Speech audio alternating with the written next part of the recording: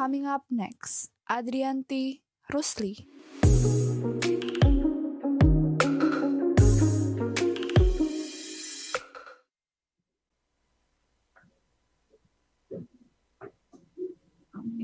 Selamat sore, Mbak Adrianti.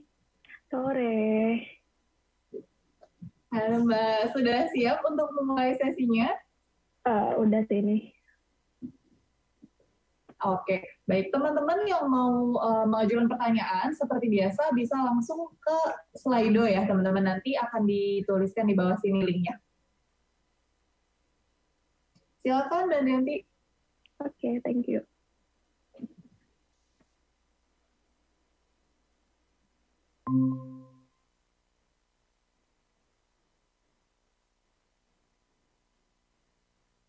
Ini udah kelihatan belum sih?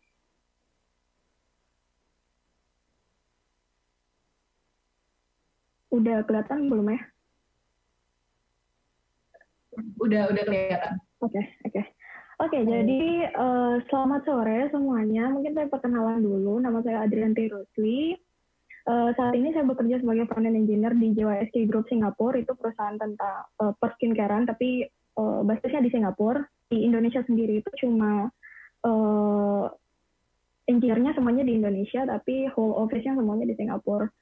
Terus untuk teman-teman yang mau bertanya bisa ke link yang ada di bawah. Dan teman-teman kalau misalkan ada nanti pertanyaannya yang mungkin nggak sempat aku jawab, mungkin bisa ke sosial media aku aja dengan username @adriantirusli.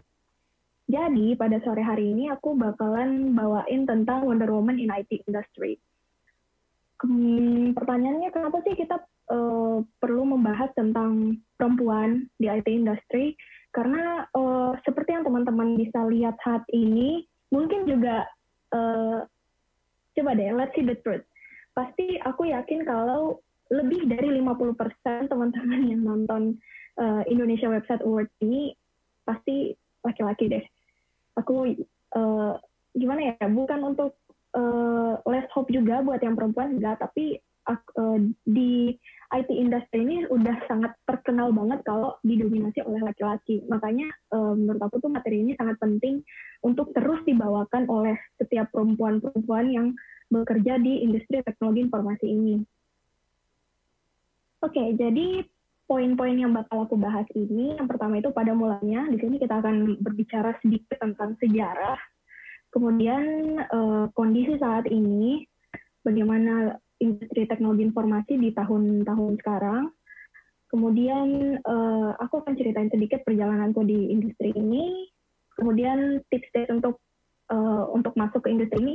Ini maksudnya lebih khusus ke perempuan ya. Dan mungkin kalau misalkan yang nonton ini cowok-cowok atau laki-laki, tolong dikasih tahu. Mungkin kalau misalkan ada teman, entah teman kuliahnya kah, koleganya kah, atau teman di komunitas atau teman dimanapun yang perempuan, kalau misalkan kayak masih minder atau misalnya masih takut gitu berada di industri teknologi informasi ini. Kemudian yang terakhir penutup, saya akan memaparkan tentang sekiranya apa sih masa depan kita sebagai perempuan di industri teknologi informasi. Oke, jadi masuk ke pembahasan pertama, saya sedikit menyinggung tentang sejarah. Kenapa? Karena sebenarnya kita itu, perempuan itu dulu derajat, bukan ngomong derajat ya, kayak gimana ya, kehadiran kita di industri ini itu sebenarnya setara loh sama laki-laki. Dibuktikan dengan pada tahun 1940-an, pada saat Perang Dunia Kedua itu perempuan itu malahan berperan di bagian komputasinya. Karena pada saat itu, pada saat perang itu, US di sini US melakukan ada sebuah proyek dari US Army untuk melakukan komputasi untuk persenjataan. Nah, itu tuh menghitung kayak probabilitas gitu, dan yang di bagian komputasinya ini, komputasi kan cikal bakal dari komputer kan ya, yang melakukan komputasi ini tuh adalah para perempuan, sedangkan yang laki-laki itu lebih ke hardware-nya, lebih ke perangkat kerasnya. Nah, kemudian setelah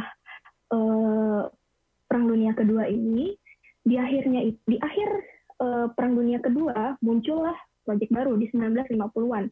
Nah, proyek ini yang dinamakan ENIAC. Kalau misalkan teman-teman belajar tentang sejarah komputer, pasti tahu nih ENIAC apa. Dan ENIAC ini adalah cikal bakal dari komputer yang kita pakai saat ini.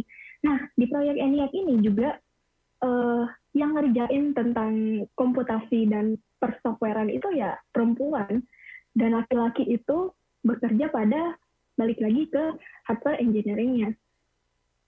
Nah, ini adalah gambar dari proyek ENIAC. Jadi proyek ENIAC ini dikerjakan oleh 6 perempuan di bagian komputasinya. Emang sih yang kalian lihat di sini mungkin lebih ke hardware ya. Lebih ke hardware. Nah, ini dikerjakan laki-laki, tapi untuk segala computingnya dikerjakan oleh perempuan. Nah, itu untuk ENIAC. Dan kemudian, karena pada tahun-tahun tersebut mulai populer, kalau pekerjaan programming itu untuk perempuan, akhirnya di tahun 1967, majalah Cosmopolitan itu merilis sebuah halaman yang menyatakan kalau programming itu pekerjaan untuk perempuan. Nih, ini majalah Cosmopolitan.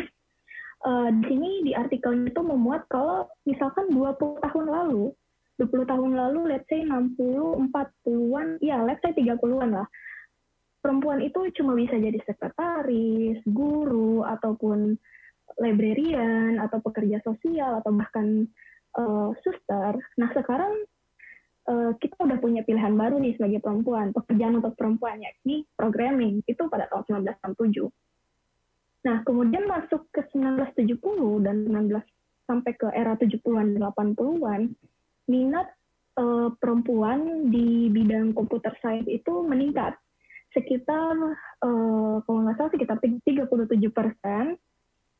Nah, kemudian kita lihat lagi nih, pada seluruh masa-masa cemerlang dari 40-an sampai 80-an, kenapa malah saat ini tuh perempuan jadi minoritas? Kenapa kemudian saat ini tuh perempuan malah, gimana ya, sedikit gitu. Maksudnya yang kelihatan itu dikit ya, di industri teknologi informasi. Nah, sebenarnya di tahun 70-an dan 80-an ini juga kita nggak lupa sih, kalau lahir Apple dan Microsoft. Sebenarnya lahirnya dua company ini tuh memberikan perubahan yang besar sekali untuk bahkan udah ngerubah mindset orang-orang pada zaman tersebut. Nah, mindsetnya tuh apa? Sekarang itu laki-laki udah beralih dari hardware engineering ke software development. Nah, dan dengan keberadaan mereka ini pun juga merubah gimana ya? Merubah mindset ini pun juga sampai berpengaruh ke pop culture atau budaya pop, maksudnya budaya kayak perfilman, musik. Nah, pada tahun tersebut juga pada era 70-an dan 80-an itu mulai bermunculan, karena lagi hype-hype-nya nih ada Apple sama Microsoft, muncul pula pop culture dan perfilman itu yang membawa citra male nerd seperti film War Games ini tahun 70-an, Weird Science, dan Weird Science akhirnya ya di luar sana itu udah mulai populer gitu loh. Kalau berbicara tentang berbau teknologi, laki-laki. Dan di tahun tersebut juga udah mulai muncul iklan-iklan kayak hardware gitu, kayak iklan dari hardware ataupun iklan game konsol dan lain-lain itu yang menunjukkan kalau di iklannya itu dimuat ayahnya mengajarin anaknya yang laki-laki. Nah, sedangkan peran perempuan apa pada saat itu? Nah, pada saat itu tuh perempuan cuma jadi kayak sebagai istri di iklannya, ataupun kayak sebagai model untuk yang lain lah. Pokoknya udah tidak ada yang berbau tentang teknologi. Nah, dari sinilah mulai menurun angka minat dari perempuan untuk di bidang teknologi informasi. Berbicara tentang kondisi saat ini pun juga cukup bukan memprihatinkan sih, kayak kita tuh masih banyak yang harus diimprove dari perempuan di bidang teknologi informasi. Seperti pada data yang teman-teman bisa lihat, kalau tech leadership itu di seluruh dunia, akumulasinya di masing-masing area ini tuh tidak ada yang bahkan 20% aja nggak ada gitu. Kayak misalkan ini di Amerika Utara cuma 18,1%, Amerika Selatan 13,4%, Eropa dan Afrika 11,2%, dan Asia 11,5%. Jadi kayak masih di bidang leadership-nya pun, di bagian kepemimpinannya pun juga masih sangat kurang. Nah, kemudian di sini saya ada data ini diambil di tahun 2018. Di sini ada perbandingan dari staf perempuan dan laki-laki di company-company besar seperti ada Apple, Amazon, Google, Facebook, Instagram, dan lain-lain. Ini nggak ada nyampe 50%. Ini juga sangat memprihatinkan sih menurut saya ya. Dan emangnya maksudnya nggak hanya di US aja, sebenarnya ini tuh isu tentang sedikitnya perempuan di bidang teknologi informasi ini sebenarnya di seluruh dunia, nggak cuma di US doang, nggak cuma di Indonesia doang, nggak. Malah sebenarnya isu ini tuh masih sangat krisis banget gitu. Kemudian juga sebenarnya untuk masuk ke industri ini tuh sebenarnya perempuan punya bukan banyak juga sih, kayak beberapa tantangan harus dihadapi agar angka-angka seperti ini tuh jadi naik tuh. Yang pertama, kita harus menghadapi yang namanya stereotype gender. Nah, dari kecil pun sebenarnya ada data yang diambil oleh Organization for Economic Cooperation and Development. Kalau misalkan ada anak laki-laki dan anak perempuan mengambil tes yang sama di bidang STEM. STEM itu Science, Technology, Engineering, dan Matematika. Itu tuh perbandingannya satu anak tertarik di bidang tersebut dibanding dari 20 anak hanya satu yang tertarik. Sedangkan kalau laki-laki itu dari 5 anak, at least ada satu lah yang kecemplung di dunia STEM. Dan ini tuh udah menunjukkan banget kalau ada gap yang besar gitu. Kayak ada stereotype yang udah berkembang bahkan dari sejak dini. Kalau misalkan perempuan itu nggak cocok gitu di bidang ini. Dan nggak usah jauh-jauh deh, let's say, kalau misalkan kita mau daftar kuliah, ini sebenarnya pengalaman pribadi saya ya. Kalau misalkan kita mau daftar kuliah itu mau bilang jurusan ini pokoknya berhubungan sama teknik-teknik, pasti orang tua itu awalnya bakalan bilang kalau ini tuh pekerjaan cowok. Padahal there's no gender in occupation, there's no gender in doing a job gitu. Nggak ada jenis kelamin dari sebuah pekerjaan gitu. Yang kedua tantangannya, masih lanjut, sorry. Di stereotip gender ini juga kalau di Indonesia sendiri terdapat gap yang besar di angka peneliti.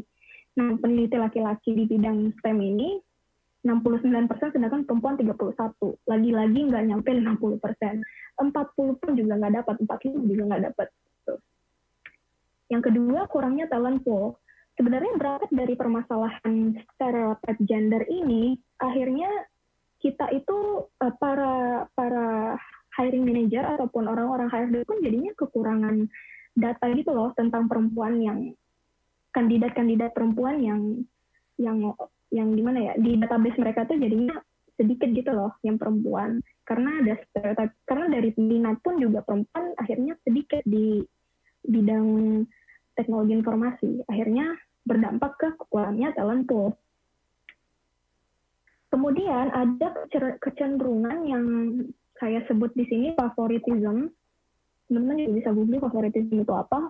Favoritism itu kecenderungan untuk memilih orang dengan behavior yang sama dengan behavior kita. Nah, sedangkan kalau pada saat kita melakukan interview untuk sebuah role yang berhubungan dengan teknologi informasi, mayoritas itu akan dilakukan oleh laki-laki. Nah, ada juga studi yang mengatakan dari American Sociological Review, kalau manajer hiring itu cenderung lebih ke favoritisme ini. Entah dari hobi, pengalaman, selera. Nah, kalau misalkan manajernya, maksudnya orang yang ngelakuin interview itu adalah laki-laki, ya udah jelas dong peluang yang lebih gede itu ketika orang di sini mengenal favoritisme, ya udah sangat gampang kalian nemuin laki-laki yang bekerja di bidang teknologi informasi. Nah, setelah misalkan teman-teman udah berhasil menghadapi stereotip gender, udah berhasil talent pool juga udah berhasil masuk lah pokoknya di industri, udah berhasil mendapatkan role di perusahaan tertentu. Sebenarnya kita punya tantangan lagi, yaitu budaya yang berkembang di tempat kerja pada umumnya. Dan saya dapat data dari The Guardian, kalau 73 dari 600, kalau nggak salah ya, saya juga lupa, ini kayaknya respondennya 600 orang. Dari 600 orang yang merespon survei dari The Guardian ini, 73% percaya bahwa di industri teknologi informasi itu seksis. Atau gimana ya, oke, gender itu penting gitu. Gender itu ada sesuatu hal yang sangat berpengaruh. Dan 52% itu perempuan digaji lebih rendah daripada laki-laki. Itu tuh sangat, dari sini pun juga sebenarnya dari companies itu lumayan ngasih gap yang besar gitu antara engineering yang perempuan dan laki-laki. Nah, saya sih berharapnya kalau di Indonesia sendiri tidak menerapkan hal-hal yang seperti ini. Kenapa? Karena sebenarnya kesetaraan gender itu sebenarnya penting loh di dalam suatu industri apapun. Karena di sini juga ada penelitian dari Universitas Castilla di Spanyol. Mereka itu mengatakan bahwa kesetaraan gender itu sebenarnya penting karena lebih banyak mendapatkan kreativitas yang lebih besar, pengambilan keputusan yang lebih baik, dan lain-lain. Nah, di sini juga saya ada beberapa perusahaan yang sudah menerapkan kesetaraan gender ini, seperti Alibaba. Jadi, ya. Mari kita ada gangguan sedikit di Zoom-nya. Oke. Jadi kita suaranya nggak kedengeran. Sorry. Tunggu sebentar ya. Oke.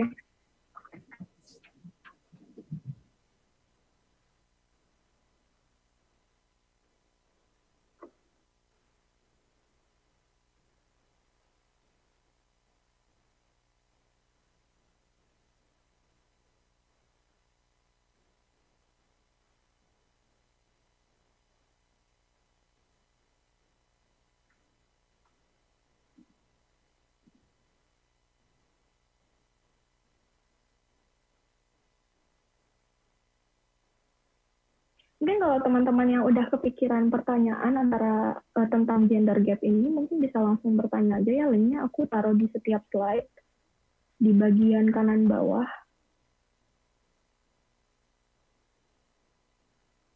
Mbak, nanti kalau misalkan udah, saya dikabarin ya. Kalau udah bisa lanjut, tolong dikabarin.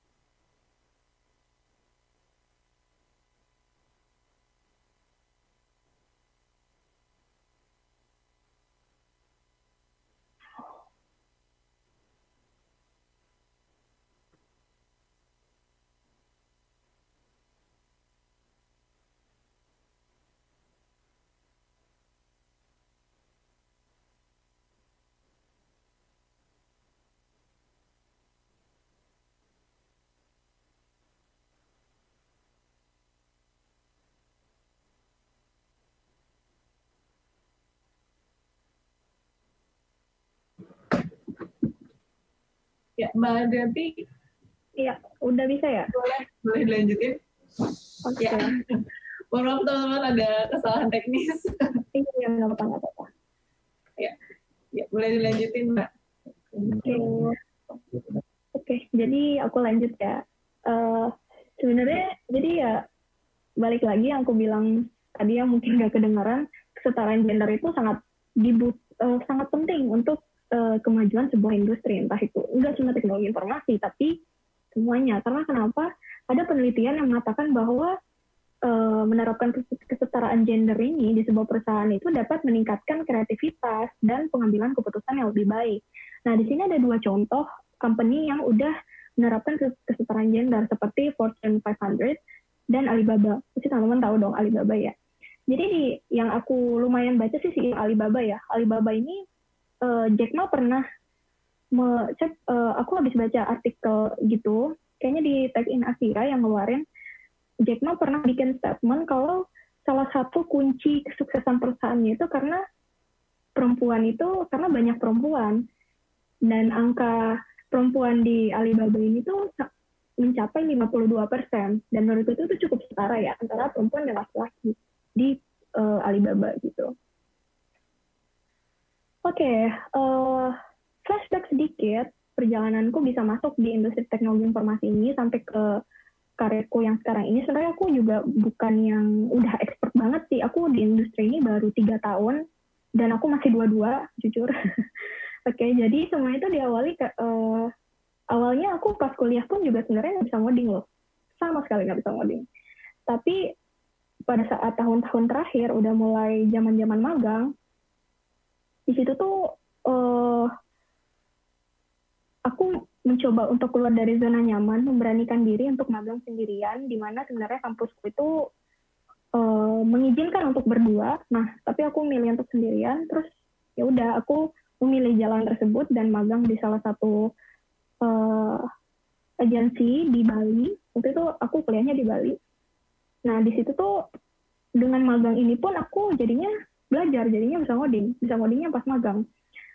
Nah, dari situ tuh juga aku akhirnya nggak mau berhenti belajar, dan pada saat itu juga aku memutuskan aku nggak mau stop bekerja. Kenapa? Aku nggak mau skill ngoding ini hilang. Kalau hilang, jadi apa? Ya kan? Oke, lanjut lagi setelah periode magangnya selesai, syukurnya aku ketarik sama digital agency tempat aku bekerja waktu itu. Ketarik dan akhirnya bekerja di sana sampai aku ngerjain ngerjain tugas akhir, maaf. Nah, setelah itu udah, ternyata selama bekerja sambil ngerjain tugas akhir pun juga aku mulai keganggu, dan aku putuskan untuk berhenti dan mencari tempat baru yang mungkin kerjaannya bisa mengerti kalau mereka ini nge-hire mahasiswa. Dan aku masuk lagi di digital agency yang berbeda. Nah, aku kerja di sana pun juga selama setahun sampai akhirnya aku lulus dan lanjut bekerja di sana selama beberapa bulan. Sisanya aku memutuskan untuk pindah ke Jakarta dan masuklah aku di JYSK Group ini dan menjadi seorang front-end engineer. Sebenarnya juga dalam karir sebenarnya balik ke diri kita sendiri sih kalau sebagai perempuan ya. Soalnya banyak teman-teman yang kayak pas kuliah itu rasanya nggak bisa ngoding nih, terus bergaulnya tuh sama yang cewek-cewek. Nah, kalian tahu kan, mungkin yang belum tahu ataupun yang pasti udah, yang kalau misalkan yang ngambil kuliah di bidang IT pasti tahu ya, kalau persentase perempuan itu sedikit sekali gitu. Bahkan di beberapa kasus malah nggak nyampe 10 perempuan di dalam satu angkatan gitu. Nah, kadang kecenderungan perempuan itu kalau menurut pengalamanku pribadi itu bakalan lebih condong berteman sama perempuan, lebih dekat dan lebih sering sekelompok gitu. Nah, sebenarnya ada beberapa sikap yang teman-teman bisa terapkan ke diri sendiri sebagai perempuan agar bisa masuk gitu ke industri ini. Agar kalau misalkan kalian itu lulusannya IT ya nggak belok jadi pekerjaan lain, tetap di industri, tetap di bidang yang sama. Nah, di sini aku punya beberapa tips. Yang pertama itu menjadi diri sendiri. Menjadi diri sendiri ini maksud aku sebenarnya lebih ke kalian itu nggak harus buktiin apa-apa gitu. Misalkan kalian perempuan nih, terus masuk ke terus misalkan jadi software engineer, misalkan. Kalian tuh juga kayak nggak harus pikir, aku bertemannya sama cowok nih, harus gimana ya, atau harus nggak boleh cerewet ya, atau nggak boleh gimana ya, nggak perlu. Kalian tuh jadi diri sendiri aja. Jadi diri sendiri kan akhirnya kalian nyaman gitu. Berteman sama cowok-cowok tuh sebenarnya enak-enak aja kok, lebih less drama lah kalau aku bisa boleh bilang ya. Terus yang kedua itu peka terhadap orang lain. Nah, peka terhadap orang lain itu di sini lebih benefit ke kerja sama tim. Nah, karena kalau kalian misalkan peka, misalkan kalian kerjanya satu tim itu masing-masing role, terus kalian misalkan peka nih, teman kalian tuh bisanya apa, nggak bisanya apa. Jadi kalian itu bisa saling ngisi kekurangan dan kelebihan gitu. Terus kenali keahlianmu. Maksud dari kenali keahlian ini, gimana kita itu selalu keep up Karena ya seperti yang sudah sudah dijelaskan di materi-materi sebelumnya, kalau teknologi itu terus berkembang dan makin cepat. 2010 misalkan 2010 teknologinya misalkan lebih populer desktop dan lain-lain, nah 2020 desktop udah ditinggalkan gitu. Jadi kenali keahlianmu, kenali kalian itu lebih condong kemana, dan aku nggak nyaranin juga untuk fokus terus sih, enggak, tapi kalian itu lebih dengan mengenali keahlian, kayaknya kita tuh lebih gampang untuk keep up dengan perkembangan teknologi ini. Kemudian percaya diri. Nah, balik lagi, percaya diri. Kenapa? Karena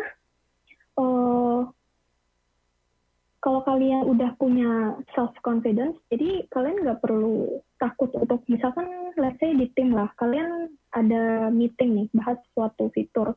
Terus kemudian kalian ternyata ada satu gagasan baru nih, ada sebuah ide yang kepikiran, misalkan mau flow-nya kayak gimana dan lain-lain, ya jangan takut untuk bicara. Kenapa? Karena balik tadi ke benefit dari kesetaraan gender di dalam satu company itu sangat penting, karena berbagai opini bisa dapat dikumpulkan dan bisa membawa perusahaan ke arah yang lebih baik. Jadi percaya diri ini penting. Nah, dan kalau kalian sudah menerapkan 4 poin yang aku jelasin ini tadi, seharusnya gampang sih untuk akhirnya terjun di komunitas. Kenapa komunitas ini penting? Mungkin pembicara sebelumnya juga udah ngomong ya, Mas Eko udah ngomong kalau komunitas itu penting, karena komunitas ini juga sebenarnya membantu karir teman-teman. Kenapa? Karena jadi banyak kenalan gitu loh dari perusahaan A sampai Z, dan selain kalian membantu si komunitas pun juga sebenarnya bantu kita. Bantu kita untuk apa? Bantu kita untuk lebih keep up sama teknologi, bantu kita menjadi gimana ya aku bilang, komunitas ini sebenarnya sangat membantu both in hard skill dan soft skill. Soft skill apa? Kayak sekarang aku nggak mungkin sepede ini ngomong kalau misalkan sebelumnya udah belum pernah ngomong depan umum, kayak public speaking itu lebih terlatih sih. Kalau yang aku dapat ya benefit dari berkomunitas ke aku sendiri tuh, public speaking lebih terlatih dan komunikasi sama orang tuh jadi lebih enak gitu. Jadi soalnya kan kayak kalian sebagai yang berada di bidang teknologi informasi ini kan sebenarnya cenderung ke orang-orang yang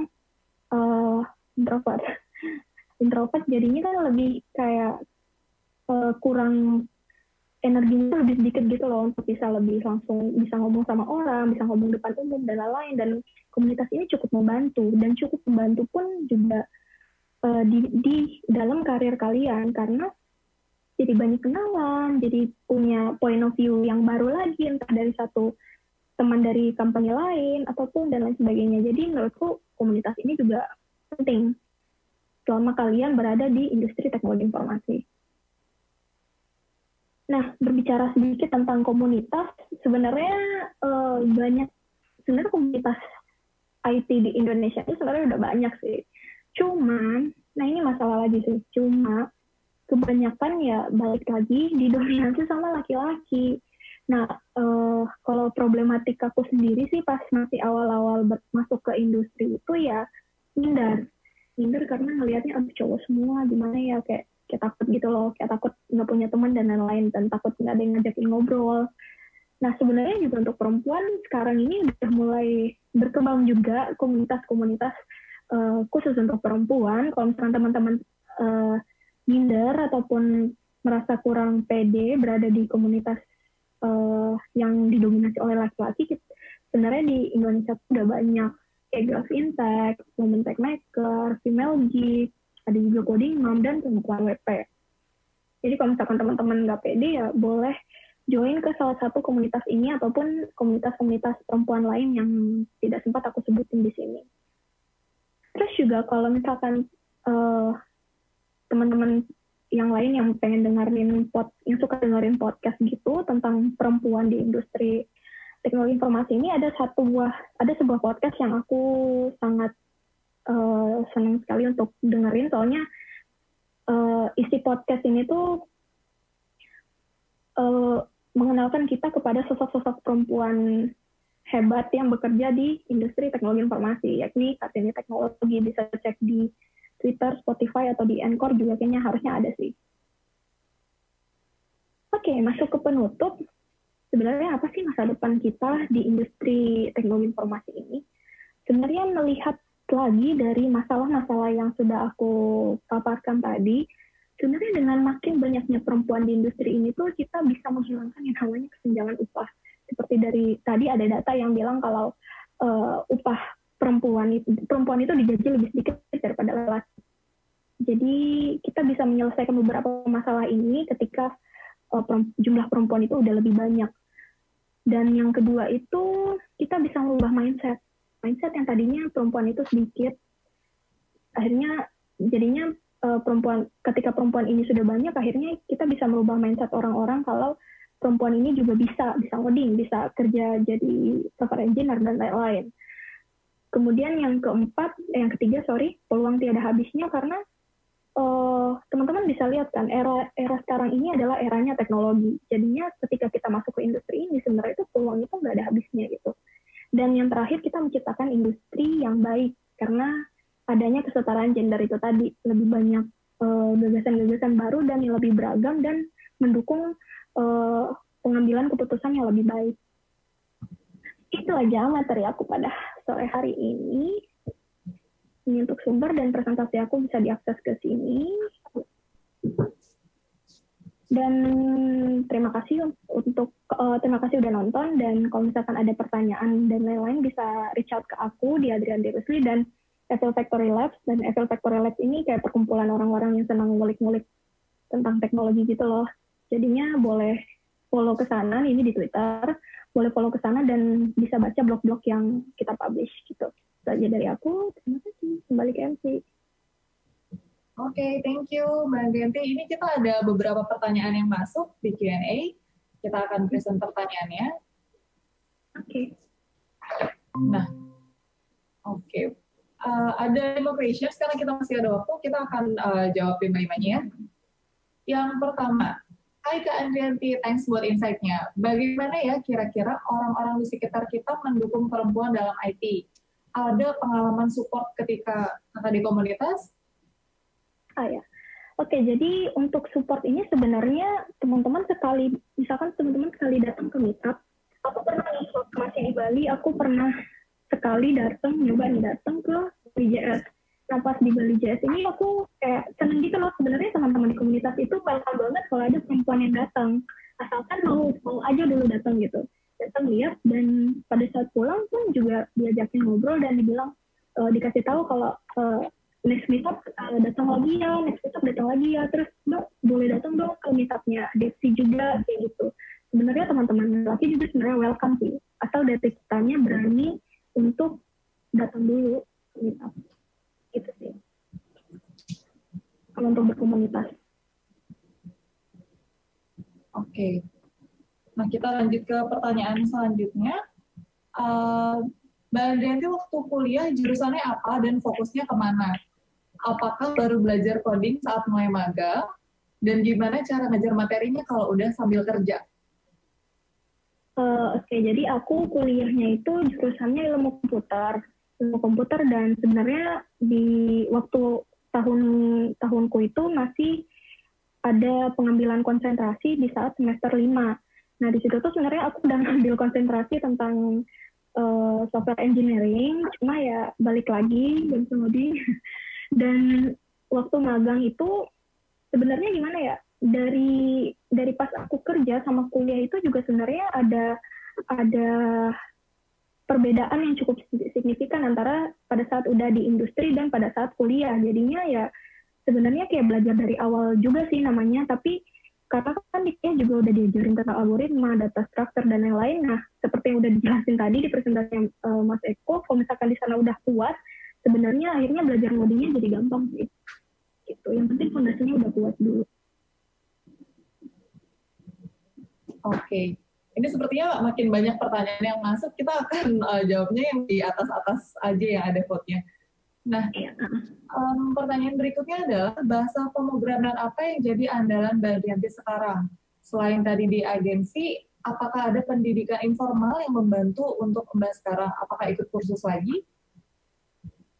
jadi untuk bahasa pemrograman sih sebenarnya kalau sekarang aku lumayan fleksibel ya. Maksudnya meskipun aku cenderung ke front end yang HTML, CSS, JavaScript, tapi masih bisa. Dulu kan waktu awal-awal kerja kan aku ngambil masih yang ngoding PHP. Jadi PHP juga masih bisa, HTML, JavaScript juga bisa.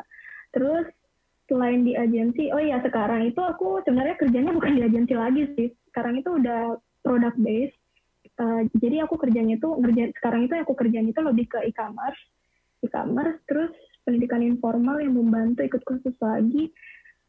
Ikut kursus sebenarnya enggak, tapi cukup kayak keep up gitu loh sama teknologi-teknologi yang baru, kayak sering baca blog atau lihat sharing-sharingan di komunitas kayak gitu sih. Udah, Oke. ada lagi? Mbak, satu pertanyaan lagi terakhir. Menurut Mbak Adrianti, apa alasan utama buat cewek jarang mau ngoding? Gimana kira-kira kalau menurut Mbak Adrianti? Karena kalau pengalaman pribadi sih susah. Awalnya tuh ngerasa kalau ngoding tuh susah gitu. Pada saat sebenarnya aku waktu semester awal, waktu masih yang diajarin semester awal, kebetulan di kampus aku itu yang diajarin sih. Sebenarnya di situ tuh aku bisa sih, ngoding sih itu bisa waktu itu. Cuma makin naik semesternya, makin banyak mata kuliah baru, entah kenapa lebih senang ke mata kuliah yang matematika, yang lebih senang ngitung manual dan jarang nyentuh coding gitu. Dan kalau yang menurut aku pribadi, alasan utamanya juga mungkin karena kecenderungan cewek-cewek itu senang ngumpulnya sama cewek-cewek doang. Sedangkan cewek-cewek di satu angkatan kan kadang sedikit banget. Jadinya jarang gitu loh. Jadi kalau menurutku sih ini pesan yang bisa kalian terapin mungkin untuk yang cowok-cowok. Untuk yang laki-laki mungkin bisa diajak gitu loh teman-temannya cewek-cewek. Misalnya kalau di kuliah yang senang kelompok cewek-cewek doang, kalau bisa kalian gimana caranya biar si cewek-cewek ini bisa pecah gitu, mencari gitu ke kelompok yang ada laki-lakinya gitu. Biar akhirnya semuanya bisa belajar. Ya jadinya para cewek-cewek ini pun juga akhirnya bisa ngoding gitu. Itu sih dari aku. Oke, baik. Oke, thank you Mbak Andrianti untuk sharingnya. Tadi beberapa pertanyaan dari chat juga ada yang nanyain kalau misalkan mau lihat materinya atau mau kontak ke Mbak Andrianti, boleh diingetin aja mungkin ke teman-teman bisa follow kemana atau bisa connect kemana.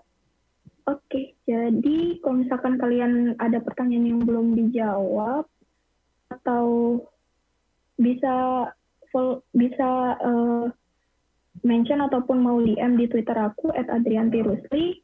Kalau untuk presentasinya mungkin nanti aku share aja ya ke teman-teman dari SKBIT-nya biar kalau misalkan mau di-share ke peserta. Boleh di-share ke kita juga. Nanti kita bakal share ke peserta. Oke, ya terima kasih. Oke, kalau gitu. Sip, thank you Mbak Adrianti atas sharingnya hari ini. Iya, sama-sama.